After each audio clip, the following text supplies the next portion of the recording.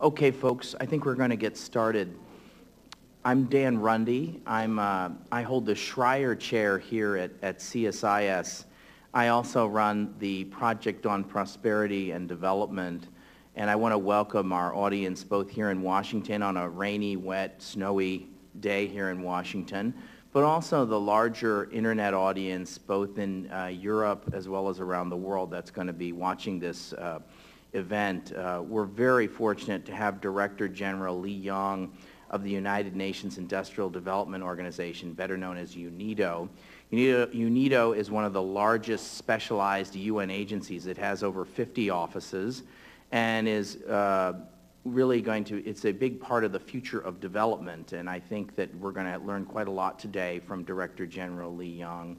Director General Li Yong is the first Chinese mainlander to take the leadership of a large UN agency. There have been other notable folks such as Margaret Chan, who was from Hong Kong, as well as we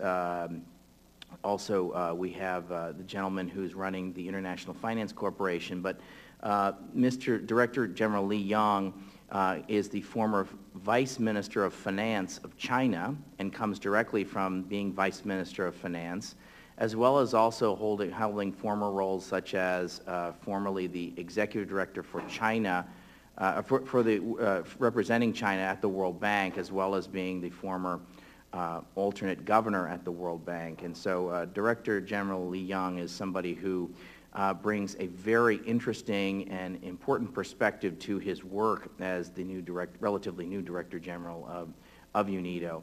And UNIDO is I think is at a critical moment and brings a critical contribution to the conversation around development. Many countries have become middle-income countries.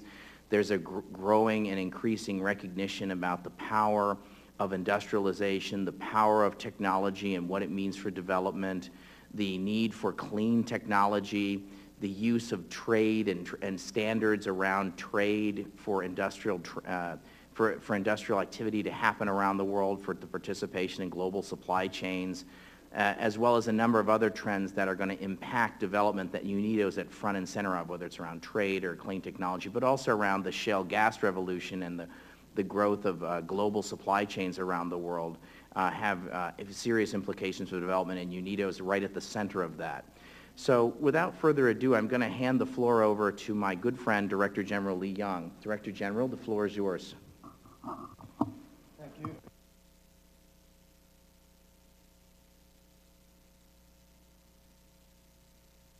Pleasure.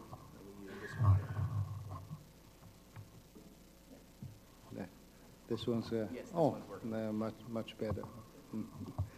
So it is my great pleasure to be here in CSIS, particularly meeting all of you at this new building, which means a very prosperous future of this center, this important institution. Thank you also very much choosing this very important topic. I really would like to share with you my vision and my view about how to develop an industry which is closely related to the supply chain of the global community and also trade and other related issues of this. We are witnessing interesting time. Never has the world been more interdependent. Never has it been more shaped by technological, economic, and social progress. And never has it been more vulnerable to the shocks. It is more important than ever that we work on the establishment of effective and functional global institutions and systems as the world's best hope for progress, prosperity, and peace. Over the past 30 years, I have witnessed tremendous changes in trade and technology, and equally our global political economic world order has changed dramatically. So not least because of enormous changes in my own country, China. So I would like to start with a Chinese saying, friends, colleagues. We say that if you give a man a fish, you feed him for a day. But if you teach him how to fish, you can feed him for his lifetime. And however, we believe that in order to really eradicate poverty, which is now the international goal, you also have to give him the capability to build the boats and nets with which to catch the fish. And you need to give him the possibility to trade the fish for other goods and services. It's a very good story or a kind of saying, educate me a lot that we should provide the people, provide the country with the capability to develop themselves. So a world free of poverty is our target. Technology and trade are two integral building blocks of industrial development. And indeed, I believe the industrial development is a critical foundation we need for creating the world we all want, and a world with shared prosperity. My own experience tells me, particularly regarding my own country, watching how hundreds of millions of people were lifted out of poverty through the industrial development over the past decades, 3 decades, almost 3 decades. I have the firm conviction that an accelerated drive towards more inclusive and sustainable pattern of industrial development will be a key for achieving higher levels of prosperity in all countries. Here, the trade and technology are essential, the driving forces, which can speed up and advance this progress in our current area of globalization. So the key will be one of the key, actually, is driving force for development, actually, which is closely related to the trade and technology. So member states of UNIDO all agree with a new goal, that is inclusive and sustainable development, industrial development, and contains in our declaration just passed during the General Conference held in Lima last week. And that will be our new goal, the inclusive and sustainable industrial development. And our member states discussed at this conference what matters most to them, what matters to their countries. They discussed our world's industrial future, and they passed a major global declaration, as I mentioned. This declaration makes it clear, in order to eradicate poverty and to allow better life and prosperity for billions of people, they're still being excluded from the dignified human existence. The world needs to grow its industry, manufacturing activities, in an inclusive, sustainable manner. This is a very clear mandate. To me, as a Director General from the peoples of all the world, I believe that this new impetus will shape the global framework under which we will create industrial future for generations to come. The area of inclusive and sustainable industrial development now starts. An area in which we will have increased our shared prosperity, and the area in which we will have end poverty. Friends, colleagues, the story of globalization over the past decade and even centuries is the one that has been shaped by technological, economic, social achievements. Many countries have reaped rewards of a global success story. How was this success possible? What drives those successful stories? And whether we look at early advancement in European countries or the United States over 200 years ago, followed by Japan, and later such countries like Republic of Korea, and very well known the tigers, dragons in Asia, and also followed by China and some other countries. So it was industrial development that shaped their success. And let me tell you that over past 30 years, I have witnessed a tremendous change in the world, especially in my own country. I joined the Ministry of Finance, my government, in 1977. I've had this great opportunity to see with my own eyes, join with my own views and my own thinking in this process of the opening up. I saw how industrialization and the related structural change in our economies helped greatly in pulling millions of people out of poverty. And when China opened up to the world in 1980, I just tell you a figure, you will understand how big the change is. It was a very, very poor country with a big population. You cannot imagine that in 1978, GDP per capita in real term, or no, not real term, at the current prices was $228 US.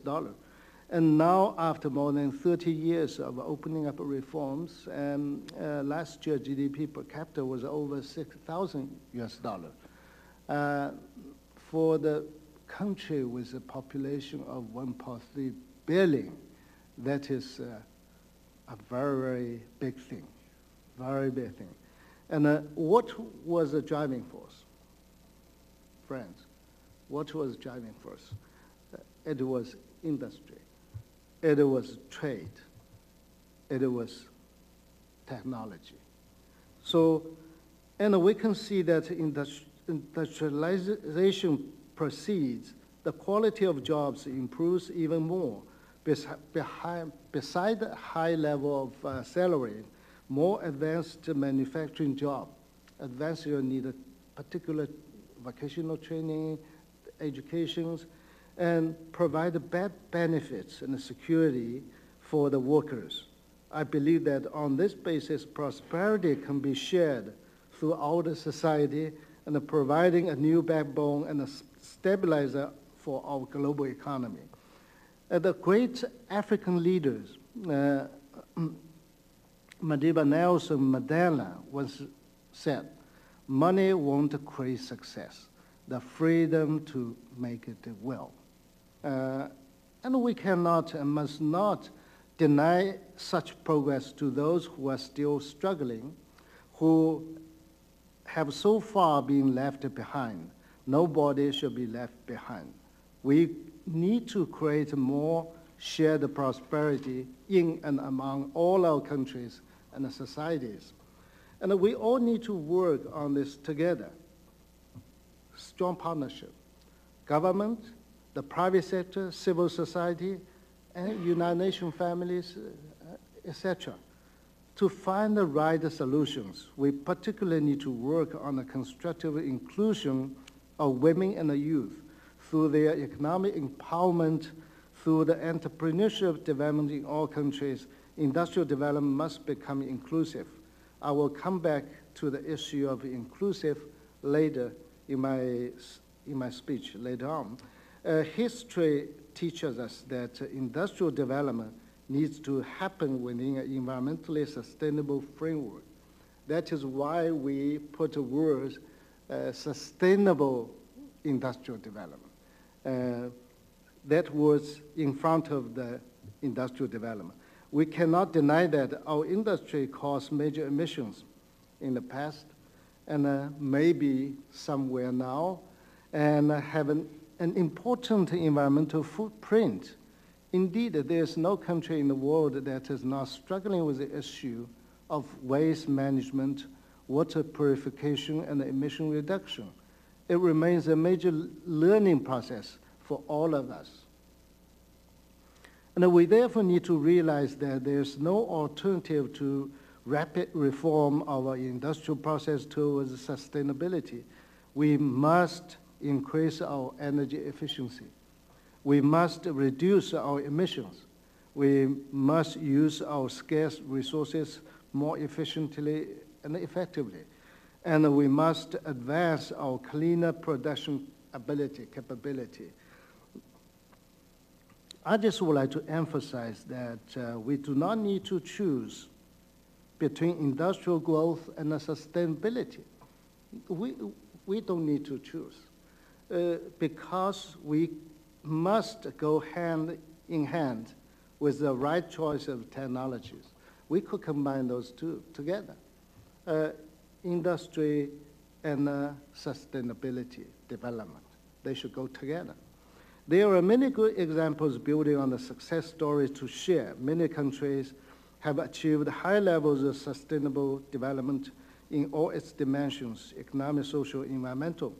For the benefits of their people, we should learn from those who succeeded, study their ideas, policies, strategies, and intensify our efforts to fully eradicate extreme poverty within the next generation. That is a target set up now, maybe, hopefully in our next new development agenda. And we must create shared prosperity. Within our Lima Declaration, we are entering a new era of globalization, based on the ISID, which means Inclusive Sustainable Industrial Development. In short terms, we are ISID. The new era, this new era requires a new thinking as to global solutions and governance. We need to think boldly about what is required to improve and sustain shared prosperity. In recent times, several new forces in global governance have been pushing for reshaping institutional building of the international community. The first change is the increasing importance of middle-income countries. This is, I think, very, very well known. This emerging market economies and the middle-income countries, this group will become more and more important for the international development. The higher degrees of relative development and ability to link themselves in the global market and into various knowledge and technology networks. So early this year, we facilitated a high-level conference of middle-income countries, and the one's outcome was very, very clear. This group of countries wants to have a voice in shaping globalization. And I believe that global institutions will need to be ready to listen and to adjust to this new change. This conference, middle-income country conference held in Costa Rica, 75 countries attended that conference, a declaration being reached. So the second issue is the driver of transformation is the private sector. Private sector as a powerful global business sector and a growing number of civil society organizations are not only influencing policy-making process, they are also increasingly changing the traditional state-centered policy norms at all levels, local, national, international, and arguing for rethinking many of our traditional approaches to development. This is second. A third issue, a third force of innovation is networks. In other words, a partnership. UNIDO has extensively published about the role of network in achieving development goals. We have also demonstrated through a global connectedness index that there's a close link between the country's connectedness, national and global, and its development success. They have linkages. And the world peoples, I think now we all agreed with one concept: industrialization is important. Industrialization means a lot when we want to bring back the growth. We need a new and open dialogue on the future of our international development system. I'm planning to arrange a series of forums next year with my UNIDO member states and all relevant stakeholders to discuss one important issue: the global best practices on industrialization. I think the member countries need to exchange knowledge on the most effective policies, effective practices, and they need to establish strong partnership to advance and implement these best practices and bring the growth, bring the trade, bring the technology into their country for their people. It will be very my pleasure if one track of these forums will be organized in partnership with the American Institute companies. Then invitation now. I know one. I know one that's available. Yeah, invitation issued. It's effective. You can use it anytime. Cash it. Friends, of course, UNIDO is not alone in arranging the necessary dialogues in advancing the global development agenda. We are not alone. The member states of the UN have started with a debate on the development after MDGs. At Rio, the global community decided to establish sustainable development goals. A General Assembly has put a process in motion to discuss future post-2015 development agenda. At the same time, we could observe a new partnership for development effectiveness emerge from the OECD-led process in Busan some 2 years ago. That is very well known now. After hundreds of consultations and discussions on this subject, one essential aspect has become increasingly clear. That is, we need to bring the growth agenda back into development. In the logic of the MDGs, developing countries are being asked to achieve what no other country could do to develop their societies rapidly without industrialization. This logic needs to be revised. So it's very contradictory. And we would like to provide a system to least developing countries, in particular.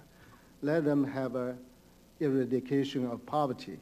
And we should let them know what's an effective and a useful tool to generate growth, generate development, and help themselves to be out of this trap of poverty. But we need to let them know industrialization is a useful one. But now, if we do not push it, we do not help them to understand the importance of industrialization, that's just a kind of contradictory issue. And we should let them build a capacity. But what kind of capacity? Development, creating jobs, creating wealth, creating capacity, revenues to deal with education, health, all the challenges. So this is logically a kind of issue still be facing by many developing countries. They still go ahead with agriculture, go ahead with exporting the resources, raw materials, or go ahead with manufacturing industry, which is so useful for them. And the countries already reaped such a great success, advancing their country to a high level. So I think the ODA investments into social sector alone will not lift the country out of poverty. Development cannot be achieved only through charity. This is a strong belief from me. And the new vision of UNIDO's member states, as encapsulated in the Lima Declaration, makes one direction very clear, one direction. Development path based on inclusive and sustainable industrial development. We must make sure that it is reflected in the new development agenda. I don't want to see that when we talk about the challenges, goals, and which is very clear, long list of those, when we talk about how to reach the capability to deal with those with an empty paragraph. I really would like to see something there, how to generate income, how to have a sustainable development. Then we can meet with challenges. I don't want to see that we just talking the challenges without mentioning how to build a capacity to deal with that. So we must make sure this is reflected in the new development agenda that will follow after MDG. The growth agenda, the inclusive sustainable industrial development, needs to be reflected in the sustainable development goals and the post-2015 development agenda. Now, we are continue working on that with the international community. So friends, colleagues, let me come back to the issue of inclusiveness. I mentioned that before. Many countries have experienced robust economic growth over the past decades. However, income inequality as well as the unequal access to assets, resources, plus particular the opportunity for development remain persistent challenges in their development. We know that high level of the inequality are detrimental to the social fabric of the countries. They impede the economic growth or shorten periods of growth. And it goes without saying that persistent inequalities are unjust in their own right and harmful to future generations. Today, the world is marked by a new geography of poverty where 65% of the world's poor live in the middle-income countries. And that is a kind of shocking information. Any poverty reduction policy worthy of its name has to take this new reality into account. At the same time, aid and support to least developed countries, or LDCs, need to be rethought. We must think about a radical shift in development strategy and partnership, which is to allow LDCs to make a significant leap forward at all levels and to enable them to meet all the graduation criteria by 2020. To achieve this ambitious goal, the commodity sector of LDCs need to become a productive lever for the development and the structural transformation of LDC economies. With 12% of the global population, in real number, some 900 million people, LDC still collectively produce how much? Only 1% of the world export, and receive less than 2% of global investment. It is another shocking information. This shows the imperative and urgency for a path of inclusive and sustainable industrial development for LDCs. It is more crucial than ever to give these countries, which have been least favored by our global markets, a chance to grow their industries, to lift their people out of poverty through productive activities and trade, and to reduce their dependence on external aid only. One of your great leaders in the state, Mr. Martin Luther King, once said, all labor that uplifts humanity has dignity and importance and should be undertaken with the painstaking excellence. It is time to give the human dignity back to all the peoples of the world. I just would like to point it out, the international community needs to understand that in order to meet the social development objectives, such as health, education, etc., we need to develop economic potential and generate fiscal income, tax revenue in LDCs. This in turn will require the development of the industrial capabilities of these countries. Industry will provide the necessary jobs opportunities that will allow the development of stable societies and the economic empowerment of women or dignity in life, just to mention some of the development goals that we all aspire. In this context, we need to recognize the international development cooperation is not a zero-sum game. The achievements and the examples of middle-income countries in their efforts to achieve ICT will also lead to significant benefits in other countries. Confucius once said that when it is obvious that the goal cannot be reached, adjusted action steps, that you need to do something to reach your goal. To achieve this challenging agenda, international development cooperation itself has to change. It has to appreciate a new area of network development in which multiple actors are able to leverage development outcomes through knowledge and other assets. These actors, including governments, international organizations, and private sector, civil society, and academia, foundations, etc. The issue of the connectedness through the network partnership is one of the core points of my agenda of UNIDO. We would like to develop a stronger partnership for UNIDO to provide more services, better services for member states. So it also need to be incorporated into the post-2015 development agenda.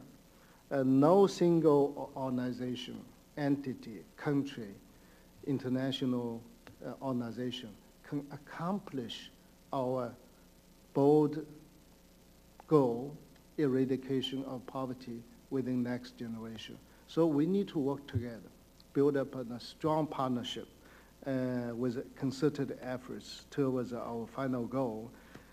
In this new area of globalization, we need new approaches that harness globally available knowledge and innovation. We need to build strong linkages with the exchange of knowledge based on North-South and plus the South-South annexes. And through the triangular cooperation can positively influence success in reaching this goal. So this kind of strong cooperation, North-South is fundamental, and now we develop a South-South triangular cooperation to work towards this goal. UNIDO has done a lot for convening the right partners and the governments to exchange knowledge in all fields of industrialization, be it for the development of agribusiness with a better energy future and green industries and specific industrial agenda of the country with similar interests and needs. We develop so many services for member countries to move towards this end. And all these conferences, platforms we've developed have resulted in important programs and partnerships. I'll just give you one of the examples. The Clean Production Center being supported by Switzerland more than 10 years ago. After 10 years, we reaped the harvest.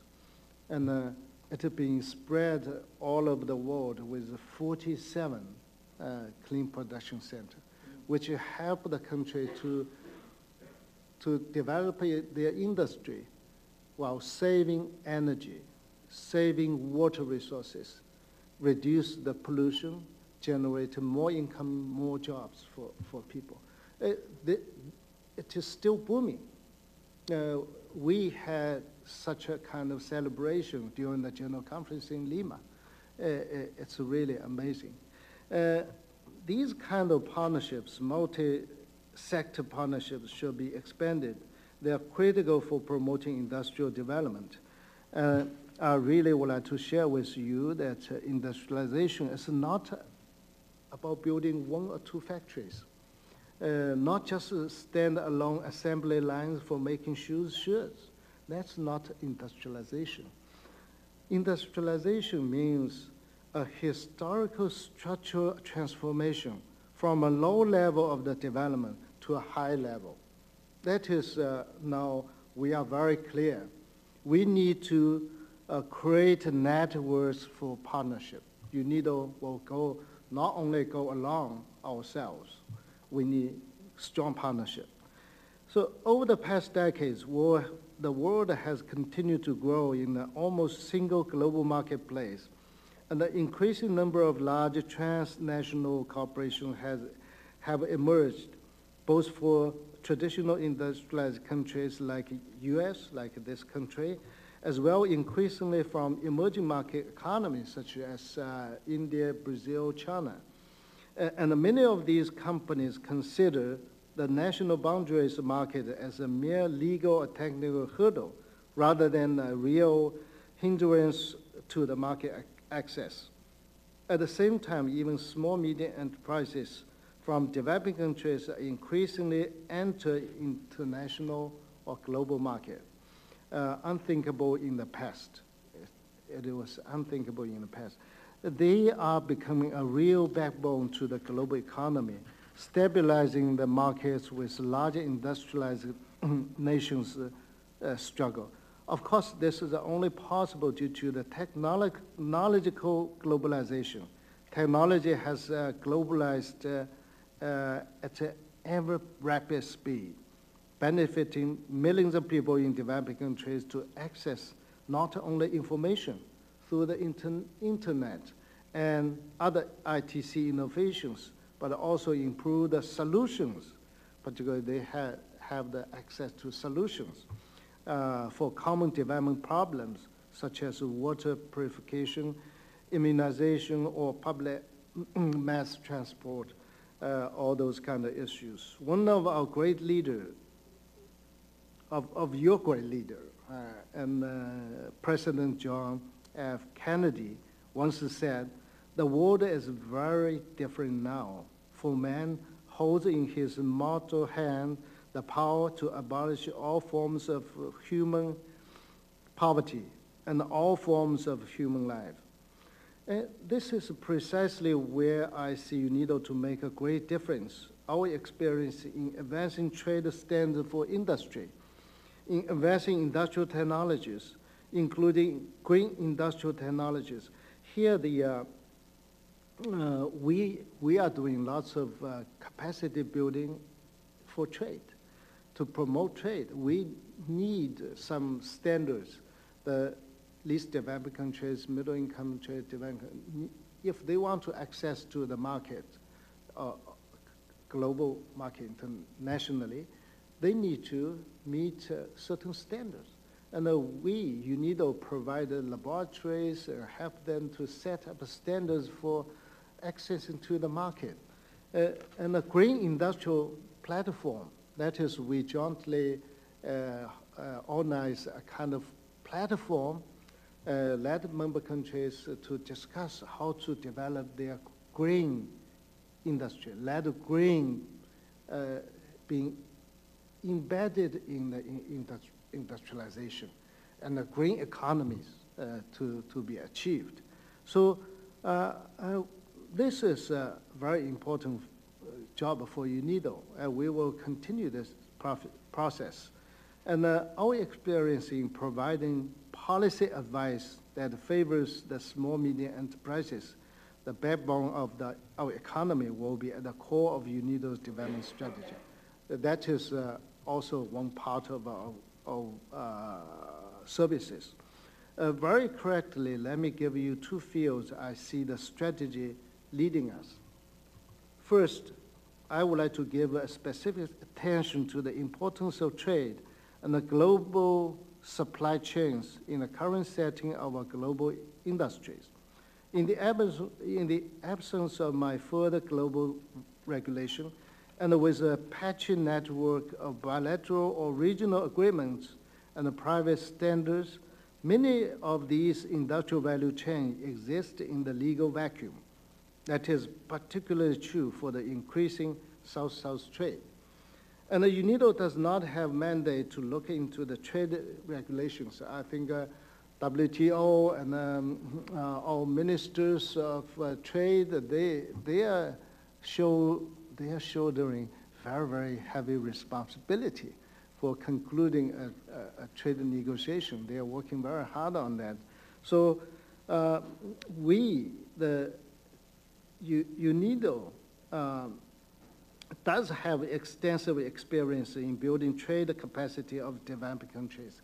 As I mentioned, we create a necessary infrastructure for standardization and the conformity assessment, the system that are very imperative for engaging in global trade, or working in supporting countries to adjust their industries to international and private norms will certainly intensify in this new area of globalization.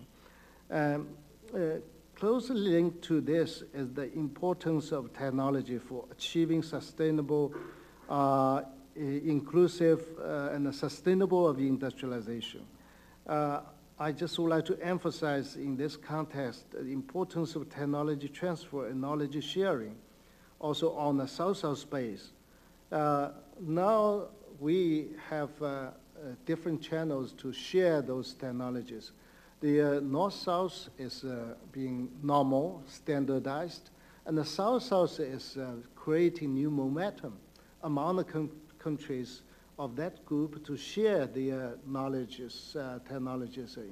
This will be important complementary to the international sharing of knowledges among the international community.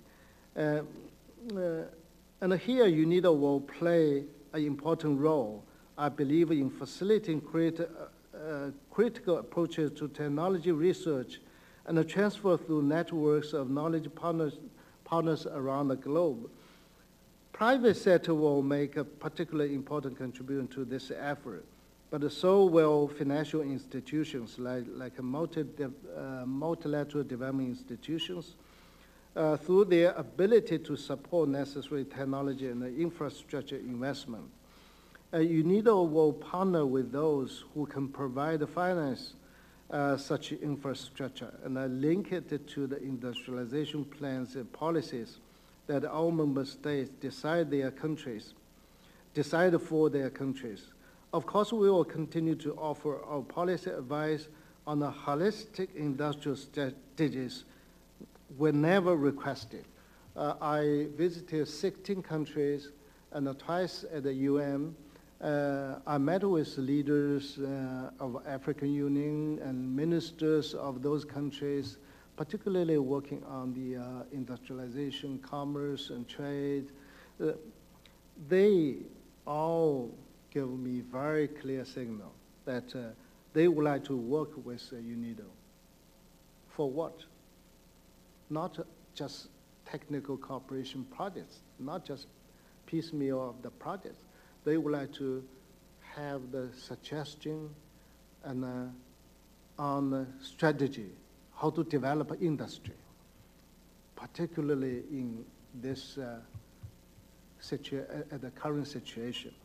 So we are very happy that we will continue to offer our policy advice on the holistic industrial strategy. UNIDO's policy advices services are very strong, being built up for years. And when we provide those kind of policy advices, we not push them to accept that. It's just present on the table different courses of the meal and let them make selection themselves suitable to their own situation.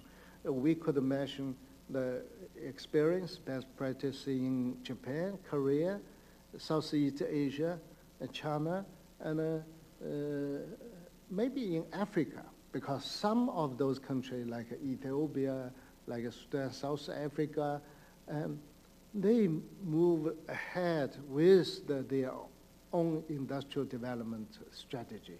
They develop part of that, but they still would like to share. This time we had a general conference in Lima, Peru. Their president participated into the opening ceremony twice, and then thrice. And in the evening party, he invited some head of delegations, and he made it very clear. Peru, start from now on, we would like to have the new industrialization strategy. They will move towards that direction. Lots of countries now developing the policy, refocusing on the industrialization. I fully support that. Supporting industry, supporting manufacturing, supporting export, supporting SMEs.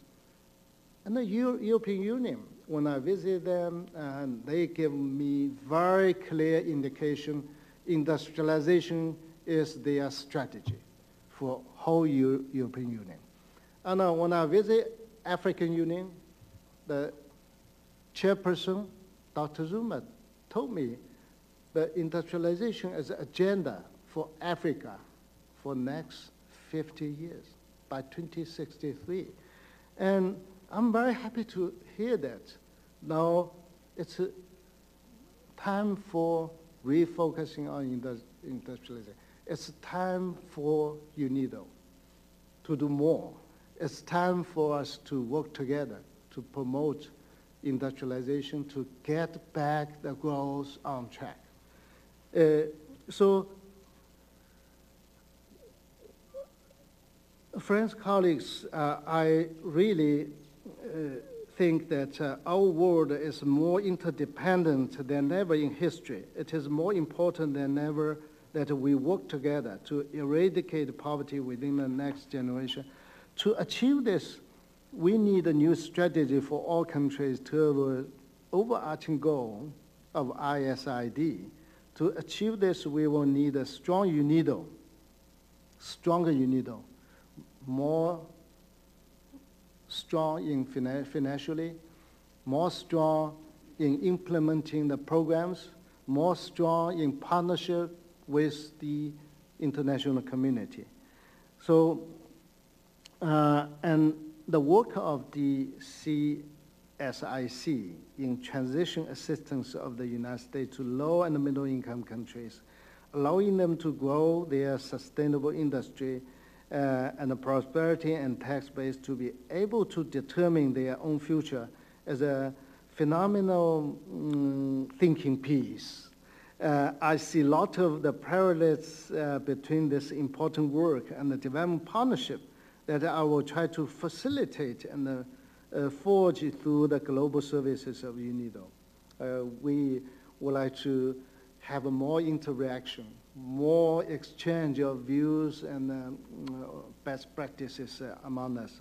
On this basis, I discussed this morning with the CSIS President Henry, the possibility of forging closer partnership between the institutions and how to advance our mutual ideas in this new area of globalization, the areas of inclusive and sustainable industrial development, how to have stronger partnership with all the international communities, and including the United States and the people of United States.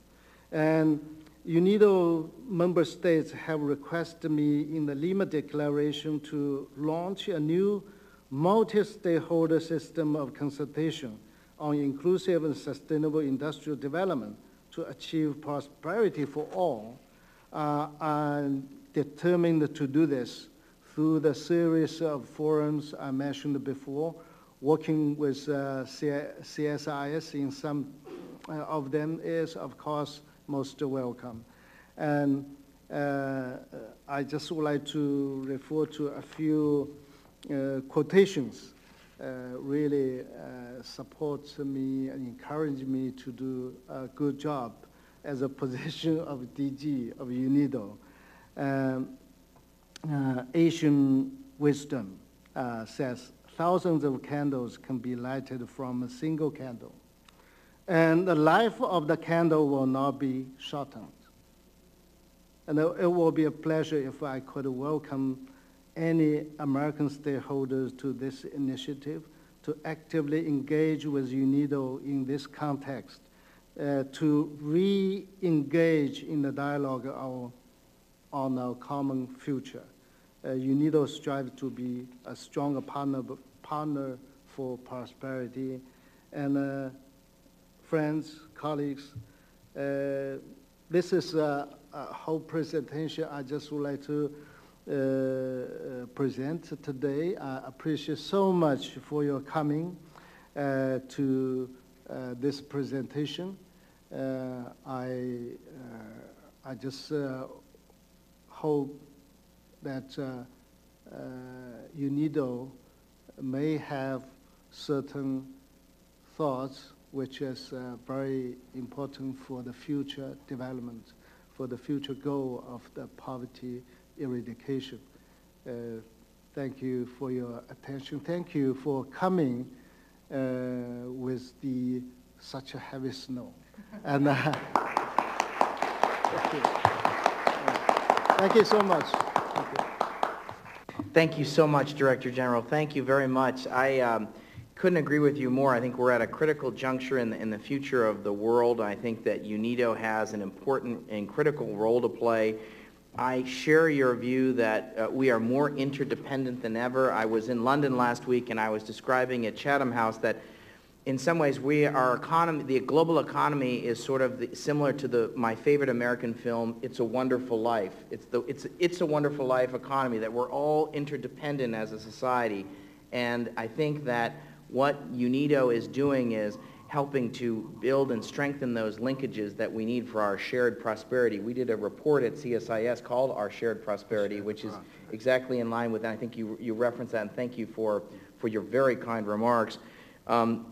I had a couple questions for you in light of your remarks that I think would give us a chance to kick off a conversation, because I think that your comments were really in line with, I think, where I think development is going, and I think we're very welcome your comments. I'm hoping you could talk about a couple of things. One is, could you talk about China has so much to share with the world in terms of the changes that have happened in the last 30 years. Can you talk about how China is looking at development, and when you started talking to your peers about making a run for being the head of UNIDO, what are some of your former colleagues in China? What were they thinking about when you said I want to run for the Director Generalship of UNIDO? Because I know on the one hand they thought about what they could contribute because of the history, but also how they're seeing development in China. How are they seeing the direction of the future development of the world based on their experience in China? Really, for this world, for any organization, any country, any individuals, if they do not want to learn, there's no progress. There's no advancement. So talking about what kind of things China could share with the international community, I think first I should refer to how China learned from international community. Very fortunately, I have gone through the whole reform process, start from 1978.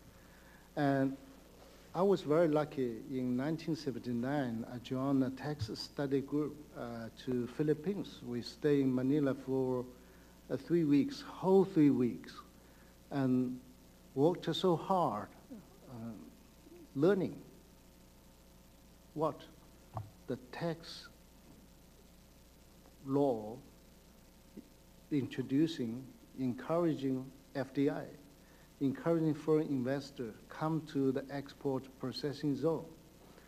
We brought a whole set of the tax codes they were implementing at that time. And that was the first set of the tax preferential treatment for foreign investors. We developed our own based on that. So I was very lucky from that. And the UNIDO, when the President Xi met with me 10th of November. That was a busy day for President Xi, if I recall correctly. Yes, the 3 plenary gone through between 9th and 12th. On 12th, he ran from the meeting venue to Great Hall of People to meet with us. I report to him a few issues that UNIDO contributed to China's opening up. In 1980, UNIDO helped the Chinese government, State Council, to send out a study group to Ireland, to Malaysia, to Singapore, to Indonesia, learning how to opening up, how to introducing foreign investors, and how to build an industrial park. Industrial park, now it's a very hot topic around the world. And in 1989, UNIDO set up an international cooperation center in Beijing. That is ITPO, now we call it ITPO, Office in Promoting the International Cooperation. Actually, it's introducing the FDI in the country, how to let foreign investors come in. That's not an easy process. If you call them come in, they do not come if policy is not there, if regulation, if institution is not there. So we learned that President Xi appreciated very much the contribution UNIDO has done to China's opening up and the reform process in terms of manufacturing, industrial development. And he mentioned that he will continuously support UNIDO, support inclusive and sustainable industrial development goal. And that is part of that. So we open up, we introduce the foreign investor, we build the first export processing zone, in another name as maybe industrial park, in Shenzhen. Then after that, we build 15 more and then spread all over the country. So I think that is not a kind of the practice China developed. We learn from others.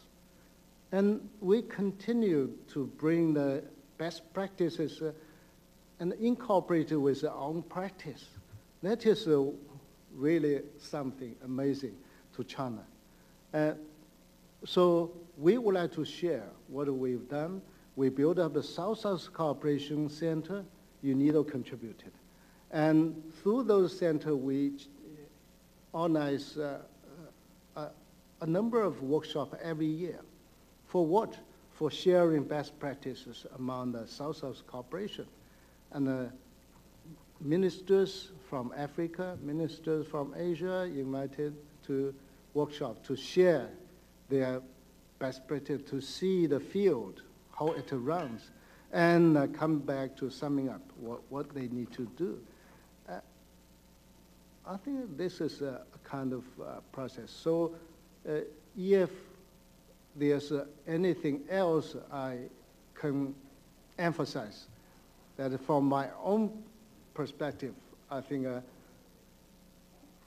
cats theory is one of them. Deng Xiaoping mentioned the cats. It's very well known. White cats, black cats, it doesn't matter. Only if you catch the mice, catch the rats. So no, UNIDO I really would like to push UNIDO ahead with that. Just doing services, policy advices, promoting the inclusive and sustainable industrial development, and benefit people, benefit country, generate income, capacity to meet the challenge, then to have the poverty reduction in reality. That is, I think I should deliver, I should implement, I should let member countries feel satisfied with services. My colleagues in China have a big question on me that why you've done a great, terrific job at home. You feel quite pleasant and also feel proud of what you've done in terms of financial sector, rural financing, and lots of things, you know. And I enjoy my profession as an accountant.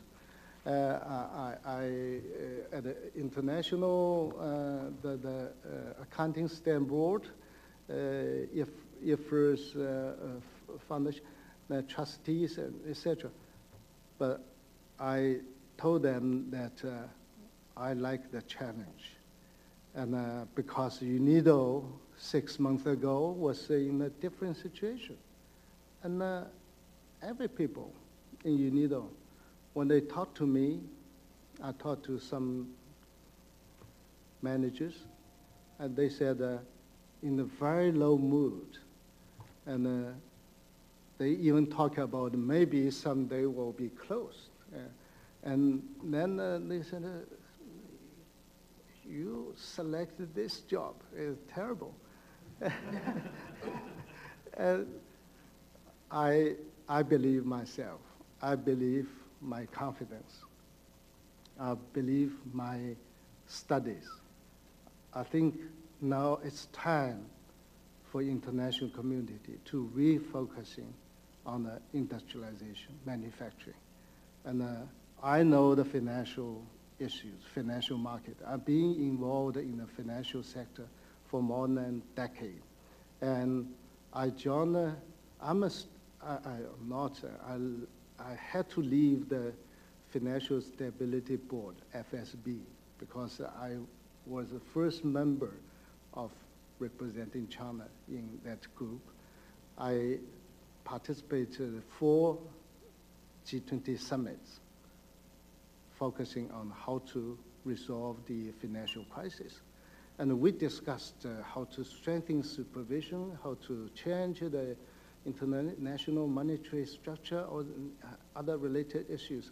But finally, I think a shortcut to bring the growth is manufacturing industry. And we could discuss lots of things for a long time to find out what's the problem in the financial sector. And it takes much, much long time. So if we really would like to do something real, please come back doing real things, not just discussing, and then not to wait. And we cannot wait until tomorrow. The longer we wait, the bigger loss will be. So I'm very happy to take this job as a DG of UNIDO. I really enjoy this work, and I strongly believe, and very quickly, those countries, 2/3 of the LDC in Africa, and lots of middle-income countries, and will up-level their industrial level. These developed countries will start their initial stage of manufacturing. And those technology transfer, those new and renewable energies, those clean production technologies will be used, and other people have the opportunity to develop a business. That is a very important part of the Declaration of Human Rights or something. Rights to development, rights to work, to enjoy the education, health, etc. It started here, started on the ISID. Thank you. So thank you very much, Director General. Two other questions for you. One is, For those, I think there has been a shift in how countries and various stakeholders perceive UNIDO because of your leadership and because of your arrival and because of the very strong vote of confidence that China has given to UNIDO, both by your presence there, but also by a variety of other actions to support UNIDO. What arguments would you make for those countries that have left UNIDO over the last 15 or 20 years? I'm thinking of many countries. The United States exited in 1996, Canada, the United Kingdom, and others. I know that the Netherlands was thinking about it, but I think in the last 6 months has had a change of heart directly because of your leadership and because of the direction that you're taking the organization. What would you say to, say, a member of the United States Congress or a member of the British Parliament or the Canadian Parliament or to a minister there? What would certainly you've made a very articulate case here, but for those folks to come back, what would be your argument for them? Because I do think my view is there is an argument as to why they should return, but I'd be curious about what your view is of that. For reasons, I think there's a number of reasons. I don't want to mention that in great detail because I think those members they left either clearly indicate or not indicate anything. One major concern was that the industry, it's a matter of market, not government. Government should keep hands off. Not only the industry, also some other issues. Smaller government, smaller the better, but not diminish. Should be there. But for industrial development, the government should not touch upon that issue. And the UNIDO, because United Nations Industrial Development Organization, it should focus on the Constitution, enshrine the institution to do the business, to do the industry. So they think, okay, you are doing industry, and we left, we leave, we let our market develop. Maybe some other issues, other reasons, but this is one of them when I learned. Of course, the situation change. The stay or not stay is a sovereign decision. UNIDO respect that decision by the government. However, now the situation really changed. I do not want to repeat that again because industry become important. Every country support reindustrialization, industrializing manufacturing. So UNIDO is open. Our vision, our policy is open. Welcome any member states left or never been participating, join us. And a strong partnership is our strategy, I mentioned already. We welcome any. But talking about the Netherlands, now the parliament debate and the final conclusion was that they would remain in the membership in UNIDO. That is very, very good news for UNIDO. We welcome. We will, when the ambassador called me, inform the decision of their government to me, and I welcome that their decision. And we will continue the partnership, continue the work together with their government, their people, their companies, private sector. Now, one thing I just would like to emphasize is that everything we should move ahead with changing environment, changing situation. If we do not go with a changing environment, the result is very depressing. Thank you. One last question for you, Director General, then I'll ask my colleagues and then we'll have other questions for you. But we're reviewing the Millennium Development Goals. There's been a whole process. There was something called the High-Level Panel for the Sustainable Development Goals that issued a report in May of 2013. The United States had my friend John Podesta as a representative, but also there were representatives from China, from Russia, from Jordan, from Yemen. There were 3 co-chairs. One was Ellen Johnson Sirleaf from Liberia. The other one was the president of Indonesia, and the other was the Prime Minister of the United Kingdom, David Cameron. And there was a very thoughtful report issued that I think has sort of set the stage for sort of this ongoing debate that you referenced in your remarks, or the ongoing conversation about developing a consensus for this next generation of Millennium Development Goals that will begin January the 1st of 2016, post-2015, if you will. And obviously there's probably a real, and I think you make the case for inclusion of some language around industrial development. And when I look at the report, it talks about merging sustainability and development. It talks about livelihoods. It talks about the changed world in which we operate.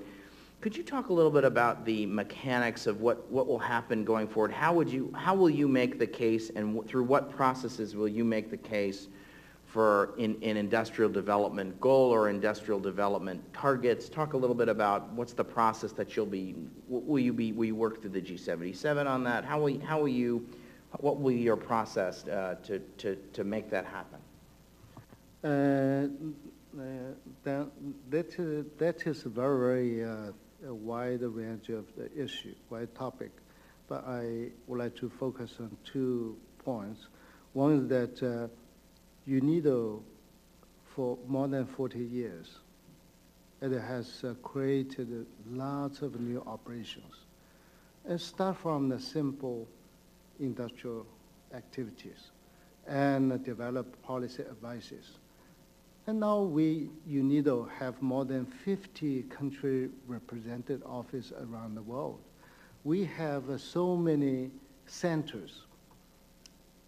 South-South Cooperation Centers, 2 of them, one in India, one in China.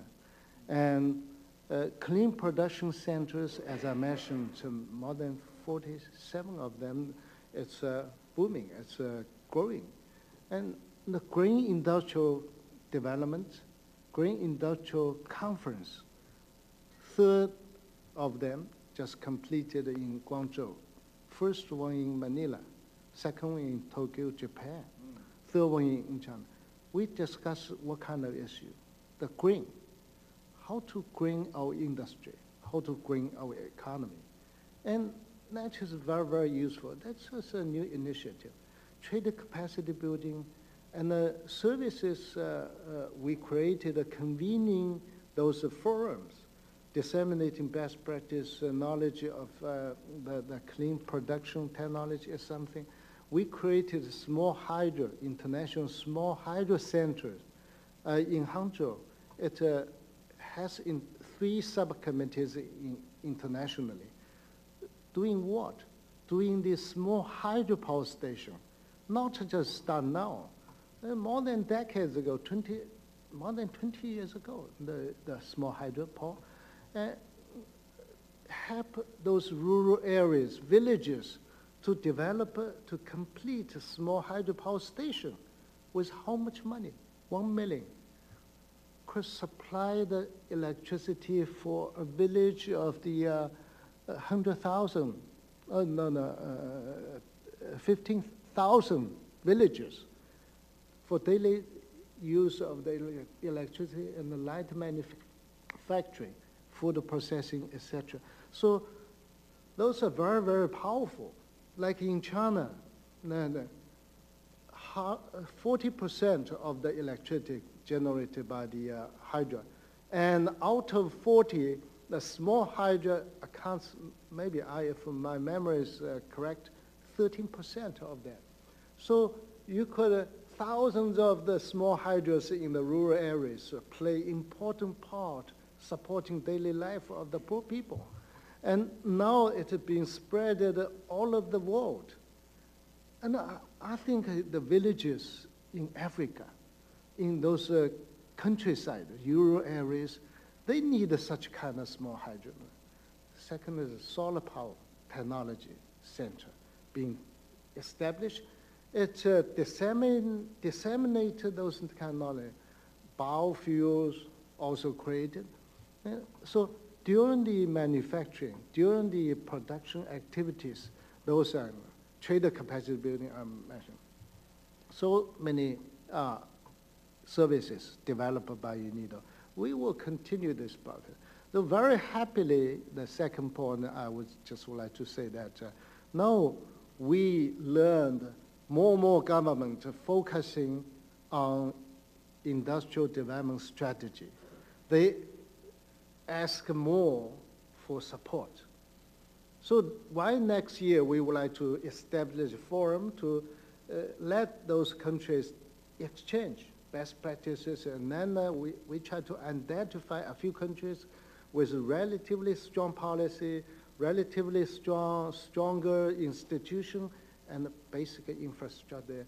We would like to provide a cluster of the programs for those countries to move ahead, to play a kind of role as a flying geese. When a few flying, for lots of the geese will follow.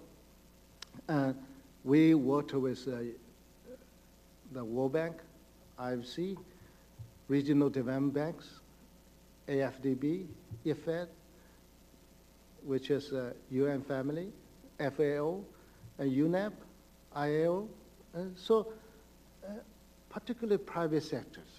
And when we create momentum, private sector will come. The work with private sector, promoting the private sector development, is one of the useful tools for UNIDO. That is, I just like to push ahead strongly on that. So UNIDO will play a kind of more important role, more visible, but at the same time, the partnership with member states and with the member states left is our goal. And so this is a kind of strategy of our policy for UNIDO. But I think this is part of our job. We will develop our business based on the situation change, based on the requirements of the member states, based on the suggestions of the international community. Thank you. Okay, let's open it up for a few questions. My friend Thelma Askey, who used to be the head of the Trade and Development Agency here at the United States, but also was on the Hill for a long time, but also had a distinguished career at the OECD as well. And Thelma, just speak into the microphone. I'll also add that my very first trip to China, representing the House Ways and Means Committee, was in 1982, and I've been probably 2 years every year since then. So I've certainly witnessed China's emergence over these years. I want to ask a question that you've alluded to, but perhaps not addressed directly. It focuses on technology. And one part of that is dealing with good governance and anti-corruption by the use of technology, means and tax systems. And I think UNIDO is perfectly placed to develop those best practices with respect to good governance, and technology really helps with that and helps with anti-corruption efforts. And the other part of that question is kind of the security element, creating a secure environment for investment and for industrial development is very important, and technology plays a big role in that. But particularly now, the discussion also centers on the use of technology for perhaps government intervention, government suppression, viewing things that we perhaps wouldn't want to view, wouldn't want to have to view. And do you see UNIDO as addressing some of these issues from the technology perspective, creating an environment for good governance and standards for good governance, while making sure governments don't pick winners and losers too aggressively and allow industry to develop in a more competitive environment? Thank you. I appreciate your frequent visit to China. you could tell us more stories about what happened in China. Talking about technology, I think, of course, when we develop industry, at the first stage, as a minimum agri-processing, food processing, agribusiness, it doesn't need that high advanced technologies. So when I talk with middle-income countries, emerging market economies, like Poland, like Romania, like countries Mexico, Brazil, and even Asian countries, some Asian countries. They told me they really would like to upgrade their industrial level. How to upgrade? That is not a simple issue. Technology. We need a technology to up level. So where can we have technologies? This world, we've done it. Those technology available. And some new technology developed by some country like Brazil. They told me that biofuel, and they have very strong technologies then. And Korea, they have very strong technology to generate the fuels, the mass gas from water treatment factory. Landfill can create electricity. So all those kind of technology can be shared. So UNIDO is ready to provide those kind of service for those group of countries who like to up-level their industrial level, industrial standard. So this is an important issue that we should not pay less attention to the technology, function of the technology. Issue is that the cost will be increased when we doing that, but we have to do it. For instance, like less emission and clean production technologies. We need to use it. We pay the cost now and will save much more money in the future. We cannot create an old-fashioned industry, just production, manufacturing things, then come back with heavy pollution. So we need technologies to develop a new form of the industrialization. So I think that we will, UNIDO will play a kind of role promoting dissemination of the knowledges, technologies. Of course, there's an issue you mentioned, maybe some standards or so. Now, what are the standards? Standards are kind of norms from practices and generally accepted by the international, then become standards.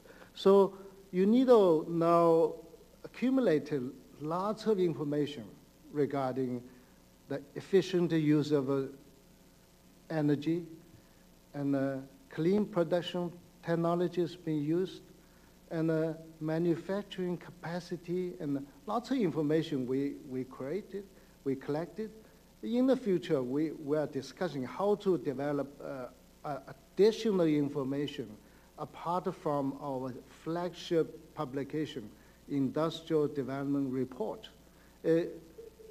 Gradually, those kind of information will become norm or standard. If they check how efficient to save the energy, or go to UNIDO, and they have some information there. And how the clean production technology, the useful or not so useful, and where to go. UNIDO, our home. And we would like to build up this momentum in the future, not only just promoting manufacturing. We would like to do more and supporting technology transfer, supporting for something for international community to use. Thank you. Yes, sir. Is it working? Good.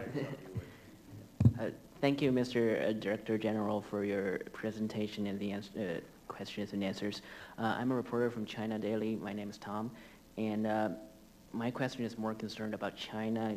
That given your experience of working with the Chinese government and being a Chinese, and you're the first one to serve as a chief of UN organization from China mainland. You mentioned the miraculous development achievement in China and the increasing importance of emerging economies in UNIDO and the international industrial cooperation. So what do you think in terms of China's contribution to UNIDO and China's role in promoting this kind of international industrial cooperation? So it's kind of like more from a Chinese perspective. Thank you. As I mentioned a moment ago, the cooperation between China and UNIDO already over 40 years, 41 years or so. During the 40 years of cooperation, lots of programs being implemented in China, centers being created, and advices being provided for the government to the industrial development. And a very strong conclusion being made by our president is this cooperation is very, very effective, very useful to China. We will continue this cooperation with Chinese government because Chinese government committed the continuous support to UNIDO. So now this side issue is very clear. And how to implement that? Two ways. One is we disseminate the best practices in China for other countries to pick up as a reference. And next step is we would like to provide more policy advices for China to pick up, to implement if situation is adequate or appropriate. For instance, clean production technologies and less emission and the effective use of resources. I think a Chinese government will welcome those kind of the suggestions and best practice if we provide for them to use. So this is both ways. Now, after 350 programs being implemented in China, Chinese side benefit a lot from this. And there's a number of the programs still under implementation. And now the Chinese government contribute more and more to UNIDO in terms of financial support. China's assessment for regular budget increased dramatically because its assessment in alignment with the UN assessment. So it being closely related and now be moving up. China will contribute more to its voluntary contribution. Now, government committed 4 years, $20 million voluntary contribution, which can be used for TC program for other member countries. So I appreciate government of China made such a strong support to UNIDO. Support particularly from the president, from the government, and recently we held the general conference. During the general conference, there's a first day plenary opening. We received a videotape with a message from the Prime Minister Li Keqiang. Mentioned two things there. One is industrialization is important, and China supports inclusive and sustainable industrial development. China will implement the new form of the industrialization.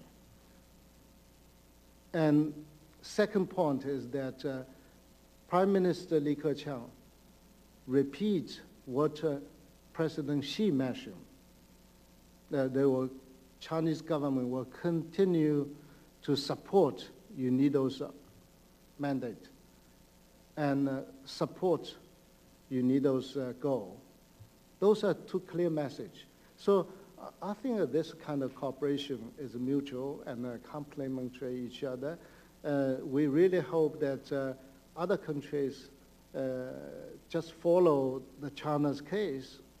I'm very happy to hear that Russia committed 2.6 million every year. They didn't mention which year to stop that. Yeah. And India also would like to contribute more. And Poland would like to contribute their voluntary contribution to UNIDO. And more countries from Arabic, they express the intention to contribute instead of receiving services, TC programs, which means need financing. They would like to contribute. So this is great news. And they will work together. Chinese government, I believe, will work together with other members supporting UNIDO business. So I'm very happy that this created good momentum for UNIDO to move ahead. Thank you. I just want to make it clear it. When was the general conference you mentioned that Li Keqiang sent you the tape? When was the conference, general conference? General conference held on the 2nd of December. Okay, 2nd of December. It's not just last week. Okay. And the Xinhua News Agency already broadcast okay, I will check nationwide. Yeah. And particularly, I think one of signal, the Prime Minister Li Keqiang set up a tone for the new form of industrialization in China. That is most important. We are very happy. UNIDO very, very happy about that. Thank you. So Michael Levitt, last comment, question. I'm most interested in UNIDO's role in protecting intellectual property as with industrial development. I preceded Thelma by several years, going to China first in 1980, bringing with me a major American film that had never been shown in China. And part of this was an attempt to begin to protect intellectual property. I think I can say, frankly, we failed. But to industrialize in many parts of the world is going to take the relationship with major companies that are very concerned about protecting intellectual property. What's the UNIDO perception of intellectual property? So just a little bit of context about my friend Michael. Michael was a White House fellow in as a child prodigy in the 1970s, 1492. But Michael worked for George Lucas and was the original producer of the original Star Wars films and the original Indiana Jones films. So these are not trivial films that we're discussing. He then had another career in international development where he worked on global supply chains all over the world. At what the organization is now called Pixera Global. He was the CEO, and he was the original founder of the Business for Social Responsibility in between being in the film industry and in international development. We're very fortunate to have him along with Thelma as two affiliates here at CSIS, so brings a private sector perspective to development. So this issue of intellectual property, I think, is not a trivial one. I just have to paint the picture for you. We showed up with the cans of film with handcuffs on our delivery guy. Was this The Empire Strikes Back? No, this is Raiders of the Lost Ark. Oh, Radio Lost Out. And took it to the documentary film studio. And this, I was in 6 cities in 1980, only 2 of which had hotels. And we took it to the documentary film studio, which has a 1,000-seat studio. And out of concern, Lucas said we couldn't show anybody the film until we showed it to everyone. And 3 young women had to serve as live simultaneous translators standing on the stage trying to translate Indiana Jones into Chinese. And fortunately, it was a strong visual film because only about half of the language was ever translated. But again, it was, and I will tell you, when I walked into the hotel, I think just by coincidence in Beijing, the theme song from Star Wars, which we had not legally released in China, was playing along with the film. Yeah, of course, it's an issue for a Chinese official to respond to you.